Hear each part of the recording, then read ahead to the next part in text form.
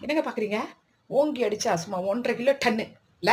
அந்த மாரி ஒவ்வொரு கேரட்டா பாருங்க எவ்வளோ வெயிட்டா இருக்கு. வாங்க இன்னைக்கு நம்ம சிம்பிளா வீட்லயே எப்படி கேரட் அல்வா பண்ணலாம். அதுவும் டேஸ்ட்டா எல்லாருக்கும் புடிச்ச மாரி பண்ணலான்னு பார்க்கலாமா? வாங்க ரெசிபிக்குள்ள போலாம். கேரட் துருவுனது, அதுக்கப்புறம் பால், அப்புறம் சர்க்கரை, அதுக்கப்புறம் முந்திரி திராட்சை இவ்வளோதான். Simple carrot halwa ready. இதுக்கு கோவா கூட வாங்கி போடலாம், இன்னும் டேஸ்ட் கொடுக்கும். நம்ம வீட்லேயே இது சிம்பிளாக பண்ணோன்னா போதும். கேரட்டை மிக்சியில் போட்டு துருவிக்கலாம், இல்லைன்னா கேரட் துருவலில் துருவிக்கலாம், சீவலில். அதை நல்லா பச்சை ஸ்மெல் போகிற அளவுக்கு நெய் கொஞ்சம் எண்ணெய் விட்டு வதக்கிக்குங்க. அதுக்கப்புறம் பால் ஊற்றுங்க. நான் ஒரு 1/2 லிட்டர் பால் ஊற்றிருக்கேன் 1 கிலோ கேரட்டுக்கு. அதுக்கப்புறம் சர்க்கரை எப்படின்னா 1 கப் கேரட் துருவுனது அளவு எடுத்திங்கன்னா 1/2 கப் சர்க்கரை, அந்த அளவுக்கு நீங்கள் வாயில் வச்சு பார்த்து கூட இனிப்பு சேர்த்துக்கலாம்.